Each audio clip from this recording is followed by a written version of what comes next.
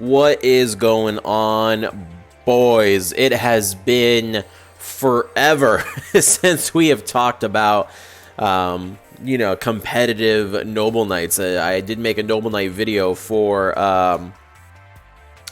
the Turbo Duels, which you guys really enjoyed. But I was checking YouTube statistics, and my old Noble Knight guide video, the one that was like an hour long, is still gaining traction, still gaining views to this day.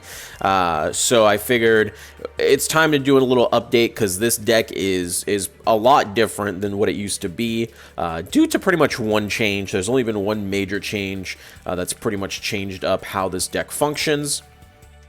And, we basically want to talk about that, talk about how viable Noble Knights are. You guys know how it is. As always, like, comment, subscribe. Come watch the Twitch channel live every day. That's where, you can ask me opinions about decks and what I think about decks live instead of waiting for these videos. But figured, hey, why not? Let's make a video, see if people are interested in watching.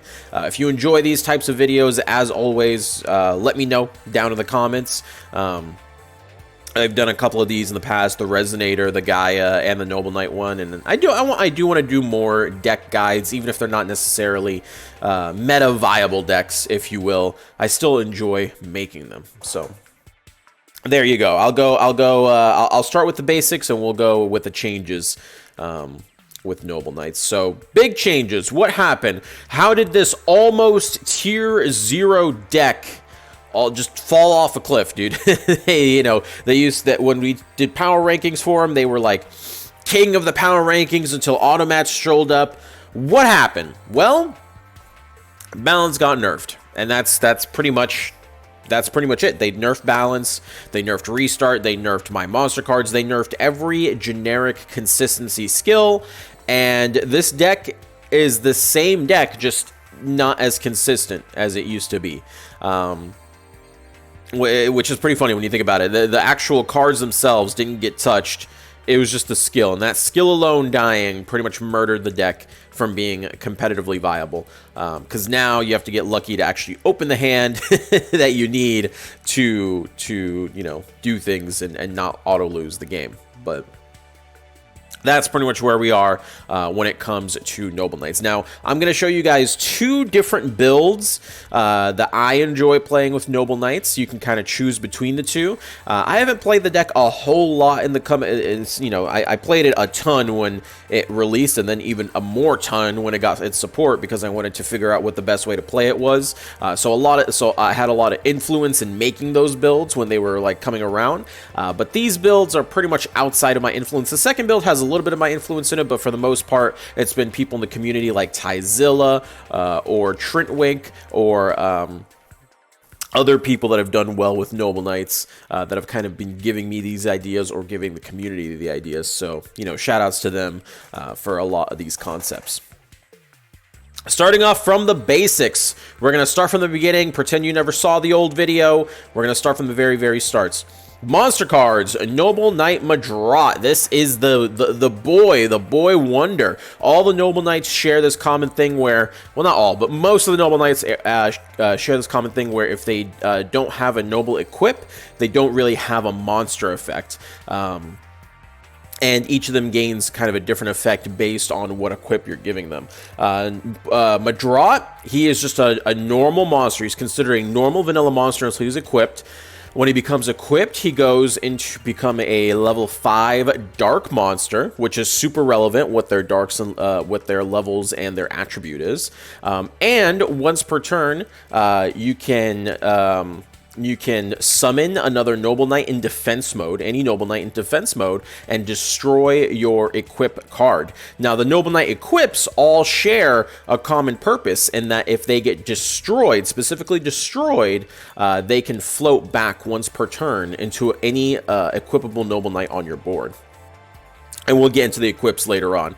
So that's pretty much the bread and butter combo. You use your Madrot, you use an equip on him, you summon out another monster, and then you re-equip the now freshly popped equip on that new monster so that new monster can get their effect. And most of the time, you're going to be going for Noble Knight Boars. Now, Boars, same thing as Noble Knight Madra, is a normal monster until he's summoned out and equipped with a Noble Equip, and when he becomes equipped, he becomes a Dark level 5. Now, Boars lets you select any 3 cards that have the Noble Arm in their name. Your opponent selects one of those, that one gets added to your hand, and the other 2 get sent to the graveyard. And this is where the bread and butter combo kind of comes in for your deck. The Boarsy Boy, he comes out, he gets the equip, he searches more equips and other cards that can be used from the graveyard, and then you initiate an Exceed summon with your Madra and your Boars. That's the bread and butter combo for the most part. Noble Knight Dristan, his effect is that any monster under 1800, as long as you control another Noble Knight, cannot be targeted for an attack or a monster effect. So he comes out to protect your other Noble Knights that are under their effects. Also, he has a mandatory pop activation for face-up cards. If he's equipped with a Noble equip card, he has to pop 1 face-up card on the board, even if it's to pop your own cards. So be careful when using that effect. Sometimes popping your own effects can be advantageous for you, but for the most part, you want to be popping a face-up spell trap, face-up monster that your opponent controls. The last Noble Knight that most builds play are Noble Knight Brothers, and this is kind of to help you with your grind game. It has a somewhat relevant effect, usually against like something like Yosenju or something that ends up having a lot of monsters in your hand, where if he's summoned, you can summon up to 2 Noble Knight monsters from your hand, regardless of level. So even if you had like the higher level 5 Noble Knights, which no one plays, you can use it on here, and he can bring them out. But the more relevant effect is selecting 3 Noble Knight or 3 Noble Arm cards in your graveyard, putting them back into your deck and drawing 1. This helps you outgrind people, as well as some other stuff that we'll talk about later in the guide from here. Now, arguably the best card in this deck, the Merlin, last monster, technical monster that we'll be talking about. He's just amazing. He's pretty much what put Noble Knights on the map and continues to do so. His most relevant effect, well, he's got 2 relevant effects out of the 3 that he controls. If you summon him, you can tribute him off and summon any one of your Noble Knight monsters from your deck. Which is really powerful because, like we said, all these Noble Knights, there's no special summoning amongst them without having a Noble Knight already on the board. So that's just another way to bring out a monster from the deck. So you play this guy, go into your Madra, go into your Boars, you got a whole combo at that point. And then as a quick effect, even during your opponent's turn, you can banish him from the graveyard to Exceed summon a card out onto your board. So the ultimate combo is to open up Merlin plus an equip card. Merlin brings out your Madra. Madra brings out your Boars. Boars mills out a bunch of your equips. You have 2 level 5s. And then on your opponent's turn, you're able to go into an Exceed summon if they try to target you or something like that. So Merlin just enables a lot of those plays for your Noble Knight monsters. And then lastly, Gwynnifer, she's technically a monster, but she acts more like a spell card. She has Noble Arms in her name, so she can be milled to the graveyard with your Boars effect. And basically, from the graveyard, she can equip herself to one of your Noble Knight monsters, and then based on their attribute, either light or dark, gives them a different effect. If it's a light monster, they are protected from card destruction by popping her instead, and if they are a dark monster, if at the start of the damage step, you can destroy this card and the card that you're swinging into. And remember, Madra and Boars turn into dark monsters when equipped with Noble Arms. She counts as a Noble Arm equip card. Speaking of which, getting into the Noble Arm equip cards, first one we'll talk about is Arfiditur. I call it Arfidudu. Listen, these Welsh names, I think they're Welsh, I don't remember what they are. I can't read them, okay? But they all have different effects as well when they are equipped to Noble Knight monsters. This one, you make the monster lose exactly 500 attack, and if you do, you get to destroy a set card. Has to remain set, though. If your opponent flips the card in response, it will no longer pop it. And again, like I said, all of the noble arms, they have the same effect where if they're destroyed, once per turn, they can float into another monster that you control or the same monster that you popped from, essentially. So Arf, really, really good at popping back row, at popping set monsters. Very powerful card. Caliburn can be used to, once per turn, it gives you 500 life points. It also gives 500 attack to your monsters, but most importantly, or I'm sorry, it gives you the 500 life points, because this, once you start floating it a whole bunch, you're going to be able to get a ton of life points out of it. But the 500 attack is still pretty good to keep on. Then we have Gallatin. Gallatin gives your monster straight up 1,000 attack, but you lose 200 attack every standby phase. So it's more upfront power, but you lose it over time. Usually the monster isn't equipped with a noble arm for too long, so that's not too critical of a downside for them. Next up, we have Noble Arms of Destiny. Destiny makes it so once per turn, if a monster, this is pretty much the best one, once per turn, if a monster would be destroyed by battle or card effect, it's just not. So very powerful effect from the Destiny here to add some protection to your Noble Knights. Very, very, very powerful. And then the trap card, the Noble Knight trap card, the very last one, until Noble Arms are needed once again. A two-parter here again. If it's set and you activate it, you can excavate up to the same number of equip cards you have on the board, so up to 2, essentially. You select one of them, you add it to your hand, and then you put the other one back at the top of your deck without shuffling your deck. So you can pretty much know what your next 2 draws are if you don't end up shuffling your deck. But the really cool thing is this can be sent with Noble Knight boars. This can be sent to the graveyard, and it has an amazing graveyard effect where you can banish this card, and then you can special summon any of your Noble Knights that you do not currently have on the field or the graveyard. So you can kind of start seeing the combo plays initiating from this. If you bring out Merlin and bring out a Madrot that goes into a Boars, Boars can mill a trap card, and then on your opponent's turn, you can Exceed Summon with Merlin, which drops the equip cards, which can re-enable you to equip, so you banish this from the graveyard to equip to a Dristan, who now pops a face-up card. You're starting to see these combo plays. Everything melds together with this deck. It's all about harmony and all that, you know what I mean? So really cool effect, once per turn effect, so you can, however many you play in the deck is going to be really nice. You can also use Noble Knight Brothers to send back those monsters that are in your graveyard to even get more usage out of your until Noble Arms are needed once again. Amazing card. Absolutely love it. Getting into the Exceed monsters, there's really only 3 relevant Noble Knight Exceed monsters. We'll get into all the generic cards and stuff later, but we'll do the Noble Knight monsters first. First up and foremost, probably the most important one, well, the second most important one, King Arcturus, Sacred Noble Knight King Arcturus. This is your rank 5 Exceed monster. When he is Exceed summoned, you can equip as many equip cards as you want from your graveyard. So if you have a whole bunch of these equip cards, you can add whichever ones, even if they've already floated that turn, you can go ahead and equip them to this boy. And then once per turn, you can detach a material to just straight up destroy a monster on the board. Very, very powerful effect and an OTK enabler. This effect is not a hard once per turn. So if you're able to summon out multiple Arcturuses, you can pop as many times as you have material required.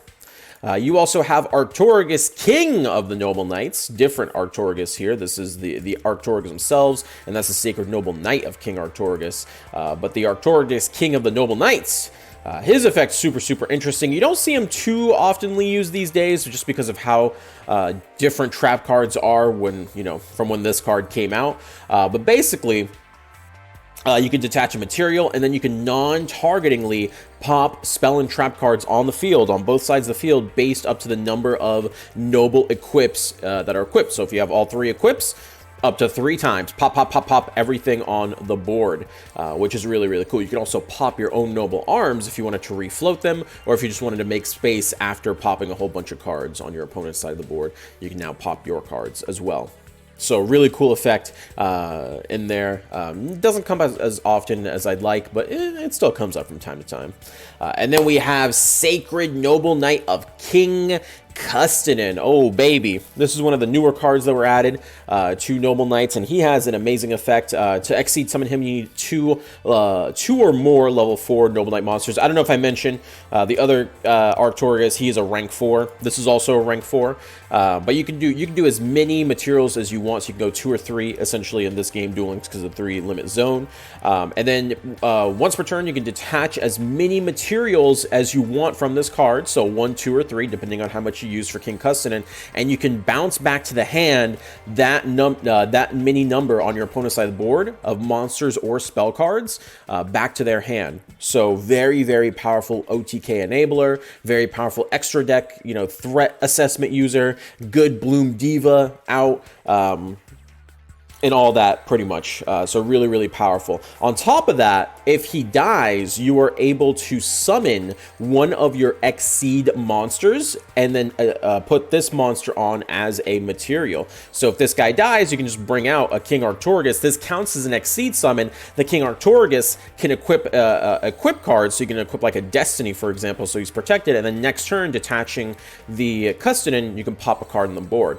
Also, forgot the effect of King Arcturus. When he dies, you can special summon a level 4 or lower Noble Knight monster from your graveyard. So if you had like the Madrot, for example, to make King Arcturus in the first place, now you have another Madrot that can go into another combo from there. So lots of floating when you get into the Exceed portion. Lots of summon upon destruction effects that this deck contains, which is super, super awesome for this deck.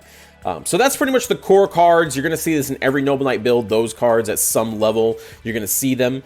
This is an example deck list, one of the example deck lists that I have for the most common played version of Noble Knights, the Light Barrier version. And this is probably the #1 question I get all the time on stream and tournaments, because everyone plays this version specifically. Why do they play Light Barrier Rye? For a couple of reasons. For people who don't know, Light Barrier, we can read it real quick. It basically just gives you, when your turn starts, the Light Barrier field spell on your side of the board. So why is that relevant for Noble Knight? Because of Parallel Twister. Parallel Twister says you can send one other spell trap card you control to the graveyard, target one card on the board, destroy it, which is really, really powerful. You just get to pop a spell, a trap, a monster, whatever the situation. Most decks, because they don't have to deal with equipping a card to a monster to get a monster effect, they're one-card combos, they don't have to worry about both back row and front row. They can, they can play like Book of Moon or something and just go strictly for monsters. But Noble Knight, it's not exactly that. They're afraid of everything, right? If you go first and set up your board, you're pretty much unbeatable. But if you go second and you get one disruption, you're pretty much screwed. Now, there's a lot of synergy with Parallel Twister, being able to send, not destroy, send the equips, but it doesn't matter because a lot of them can be brought back with the Exceed monsters or floated back with the Noble Knight Brothers, or sending away the Until Noble Arms Are Needed once again, so then next turn you can special summon a monster if you're super bricked. Very, very powerful effect. So that already makes Parallel Twister really good. But then on top of that, if you have Light Barrier, you can activate Parallel Twister to then destroy basically for free without even using any of your cards. Or if you don't want to, you need to use your equip cards. It basically just becomes a pop 1 on the board with the Light Barrier initiated for at least your first Parallel Twister. Now, a lot of people say, well, why not use something like Harpy's Hunting Ground? Because Light Barrier activates only on your turn, not your opponent's turn. So it only activates on your first turn. So even if they know your strategy with Parallel Twister and Light Barrier, they can't actually stop it, before you get the chance to just go in and pop right away. They're not going to be able to sit there and be like, oh, I think he's playing that. Let me just MST first turn the field spell. And then Fields of the Warrior is the other one that a lot of people say, well, why not Fields of the Warrior? That would give your monsters an attack boost. You don't want to do that because that would break the Dristan protection. Your monsters going over 1800 means now they can be targeted. Madrot would be 1900, Boars would be 1900. So you're more susceptible to TTHs, Treacherous Trap Holes, Karma Cuts, etc. if you were able to do that. Light Barrier is just the one that fits the best. It activates on your turn and your turn only. It doesn't activate on your opponent's turn. They can't early MST it, so you're guaranteed that Parallel Twister, and you don't lose your protection or anything like that and then yeah, Harpies Hunting Ground. I guess you can try to fake out your opponent, make them think that you're playing Harpies. But let's be real. Let's be real. It's just better to have that guaranteed pop ready to go rather than just hoping to fake out your opponent into thinking you're playing Harpies or Trimons or something else. That doesn't really give you anything as Noble Knights. So just a few things to keep in mind when using the Light Barrier. You also, this build likes to play the One of Storm, so it's just another card that you can pop with the Storm, which is really, really, really nice. Some other cards in here, Glory of the Noble Knights. This is a quick play that allows you to search any equip card and equip it to your Noble Knights. It does not have to be a Noble equip, so if you wanted to, for whatever reason, equip Power of the Guardian to your Noble Knights, you could search Power of the Guardian and equip it to your Noble Knights with this card. It's an effect that a lot of people forget exists, but most of the time you're going to be searching for a specific Noble equip, and it's just kind of like, okay, just an extra without having to actually play the Noble equips, just more searches for the Noble equips. On top of that, if there's ever a destruction heavy meta, like the Cyber Dragon meta that we used to be able to, if someone tries to pop your Noble monster, you can just activate this as a quick play, equip Noble Arms of Destiny, and your monster is not popped. Easy claps from there.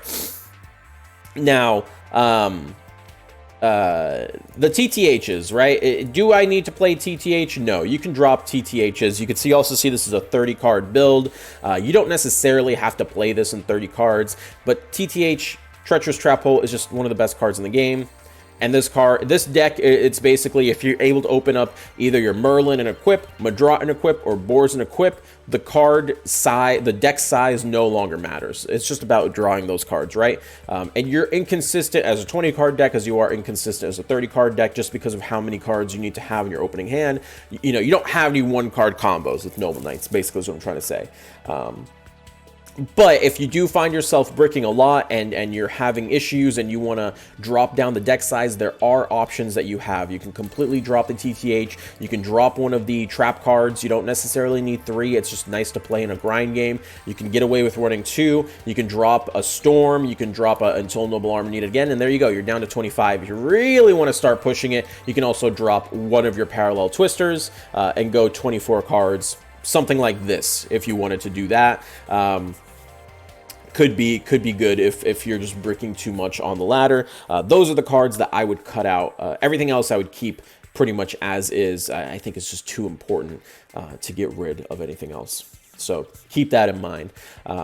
As for the X-Seed monsters that are more on the generic side, Heroic Champion Excalibur, this just helps you OTK with 4K, or if you have a way to get to lethal without your Arcturus play, which the Arcturus play is essentially going into Madrat, Boars, milling the Caliburn, the Gallatin, and the Gwynnifer.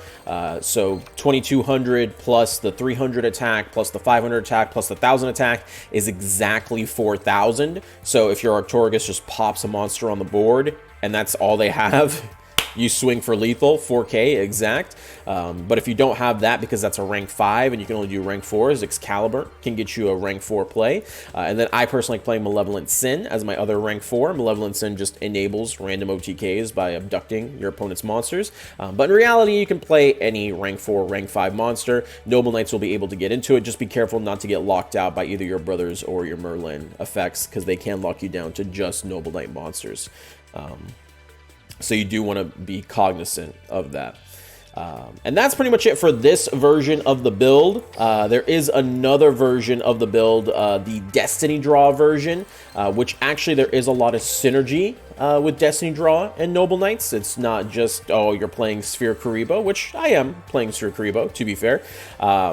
Basically, you go Destiny Draw with Sphere. Your Sphere Kuribohs can be added with Until Noble Arms Needed Again. So you have Until Noble Arms Needed Again set. You flip it up on your opponent's turn. You flip the 2 cards in your deck. You see Sphere Kuriboh.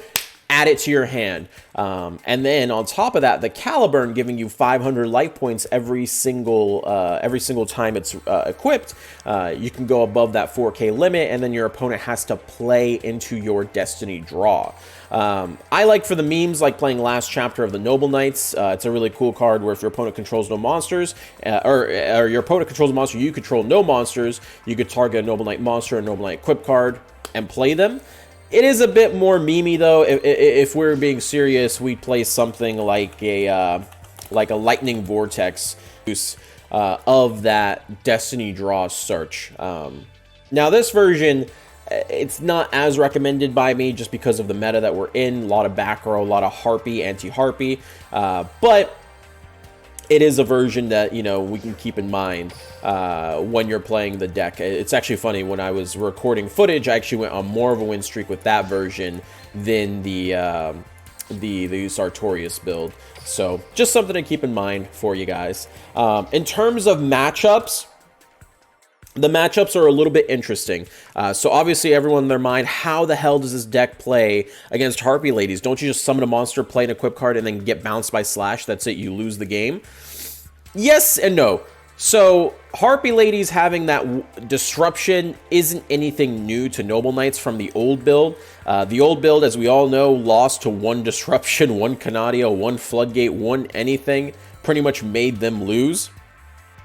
If you go first and you are able to get your generic board up, the one Harpy Slash and the back row they have will not be enough to actually stop you. So really, what you would think would be a heavily sided Harpy matchup, it actually ends up being pretty even. Just who went first? Who went first? That's the winner. And of course, Noble Knight, they also have to not break on top of that. Your only hope is to, if you go second, is to have enough parallel twisters and storms that you can outplay the Harpy before they can pretty much do anything to you at that point. So really, it just feels like a coin flip whenever you go into that matchup. It's not as bad as a lot of people like to think. Most people are like, oh, it's an auto lose for Noble Knight. Haven't actually played that matchup. They're just assuming that's what the matchup looks like. Melodious, this deck actually has a winning matchup against Melodious. Melodious has all of one play against you, which is to make the Schwaberta and hope that the Schwaberta can banish your equips and your Gwynnefer and your traps before you gain any advantage, which essentially means if you go first and open up any of your good cards, they have one line of play that you can just counteract by playing around. Everything else, the Score, the Bloom Diva, the trap cards that they like to play, everything else in the Melodious kit actually hard loses in the Noble Knight matchup. DDD can be a super interesting matchup just because a lot of their face-up continuous spells can be popped by Dristan to potentially stop them from activating their effects, which is super cool. But the Dark Contract, the Gate could be really bad, especially if they're able to set it up turn one. Could be really bad for you if you don't open up any sort of ways to get rid of that contract, as every turn they'll just continuously keep popping you. And even if your monster's in defense, you bring out defense mode Dristan. If they're able to make that big 6k piercing damage, they might be able to OTK you as well. But it's more of a skill matchup, you know. Like if as long as you're able to play around their effects, you should be fine. Destiny Heroes. Destiny Heroes is interesting because Destiny Heroes can attack you directly, which can be a bit of a pain. And then, of course, Mask Change, constantly jumping out of your effects, can be pretty bad. But Destiny Heroes play triple MST, and MST is very, very bad against Noble Knights because their equips float pretty much endlessly if destroyed and not banished, like we'll say with a Cosmic Cyclone. So you do have the advantage in that matchup as well if they're playing the super heavy anti-back row version. You can also constantly keep sending away their cards, their fusion summon cards, their Dreadmaster, or whatever the case may be. You don't necessarily have to go in with heavy destruction with D-Hero. And that's pretty much it for relevant matchups. There's also irrelevant matchups like Blue Eyes and stuff on ladder. Blue Eyes White Dragon, you know, all they have is the Spirit Dragon to banish your equip cards. It's just Blue Eyes, bro. Either they God Hand or you God Hand. Whoever goes first will win. Well, not even Blue Eyes necessarily. You might still win even if you go second. So it just depends. It all depends from there. Alrighty, and now I got some replays for you guys. These are all streamed live again on the Twitch channel, twitch.tv/Duel Links Entertainment. Come check us out whenever we're live. Sometimes we play some card games, but here we go. We're up against Melodious. This is with the Sphere Karibo build that we have here. I opened up. This is pretty much the hand that you want to open up with this version of the build. Merlin plus any equip card. It doesn't really matter. This is like the ultimate combo. We'll see what our opponent can do. Merlin brings out the Madra by tributing him off. You equip the Destiny. Destiny allows me to summon boars by destroying the Destiny. Destiny effect lets it float, comes back onto the boars, and boars lets me mill out 3 of my cards. I get to add 1 to the hand, and the other 2 get sent to the graveyard. The Gwynnifer is already in my hand. Normally we send Gwynnifer here, but because it's already in hand, we're just going to do triple trap to get rid of them from the deck, as well as get their effect going. And since this is the Sphere Karibo build, if we add 1 to the hand, we could potentially search our deck for even more Sphere Karibos, even though we already have 1 in the hand. If we didn't, we could go from there. So we go in, Gwynnifer, equip from my hand, and now we have the setup, right? This is the setup. During my opponent's turn, I can activate my my Merlin to initiate an Exceed summon. This will make my Destiny fall off and re-equip since it was destroyed. We activate the Until Noble Arms Are Needed again from the graveyard, summon a Dristan. That Dristan re-equips the Destiny, and that pops a card on my opponent's side of the board, and I have an Exceed monster on my board for plays. So Melodious ends up setting 3 monsters. I'm thinking, okay, he might have until Super Team Buddy Force or Super Team Buddy Force Unite set up or something like that. So we're going to try and play around that. We go in for the combo. I do also go up and use the Until Noble Arms Needed again, which shows a Sphere and a Dristan. So free Sphere Karibo. And at this point, if my opponent actually saw the card advantage that I have, he would have surrendered. It's just insane, all these cards that I have available at my disposal, all the plays that I have at my disposal. So here we go. Exceed summon comes out. The Destiny equips onto the Dristan. Dristan pops the monster. Now it's just 3 back row that I have to play around. We Until Noble Arms Needed again. Bring out the Borzy Boy. Doesn't really matter. I just wanted to have another level 4. Go in. We're going to go into the other rank 4 Artorgus. Artorgus does non-targeting destruction based on the number of equips that I have, noble equips. So we're going to bring out the Destiny. He's going to Treacherous Trap Hole, which is pretty much going to spell his doom at this point, because this deck does not die to TTH. He goes in for the TTH, pops my monsters. This activates Artorgus effect. Artorgus will refloat the Madrot, which I equip with the Caliburn 2. Caliburn, gain 500 life. Caliburn, summon boars. Caliburn, go to the graveyard. Caliburn, come back for the Borzy Boy to get another 500 life points. Oh my lordy. We're going to go in. We're going to use the Boars effect to go for a Gallatin and 2 Arfs here. Now the Arf, because there's 2 of them, higher chance to add to my hand, which means I can use to activate and pop the back row. Activate to pop the back row. We don't do it. We don't do it. You know why? Because he activated TTH. He's got no more relevant traps. They're all going to be dead. Or Super Team or something like that. Bring out the King Artorgus. Equip both of our equips. Equip Gwynnifer. Perfect 4,000 life. Boom. Lethal. No problem. We win through the Treacherous Trap Hole. And that's pretty much all you need to know to be an expert Noble Knight player. There you go. Get on up in there and start playing this deck. It's super awesome. It's fun to play. It's my favorite deck of all time. And Duel Links, is it still competitively viable? You still see people top with it, but these are people who have played the deck a lot. It's not like how it used to be, where you could be a new player and pick this up. And even though there's a lot of steps to it, it kind of played itself. There's a lot more to consider with the deck now, which is good. That's kind of how it should be. It is still a very good deck. The only downside is the consistency. You know, if you don't like playing bricky decks, then you might want to avoid this deck. Even if you were to drop it down to 20 cards, you would still brick with this deck, just because the nature of having to open up 2 separate cards. It's kind of like having to open up a ritual monster and a ritual spell. Same thing here. For the most part, so keep that in mind when playing the deck, and that's pretty much it with the Noble Knights. So you guys let me know if you have any questions that relates to this deck. You can also join our Discord if you had more questions. Our new player helpers can assist you in answering said questions, and hopefully I can see more people out there being a couple of noble brothers, because this deck's awesome. If you play it, you're awesome. And that's pretty much it. For me, until next time, peace out, boys. Go play Noble Knights. It's the best deck.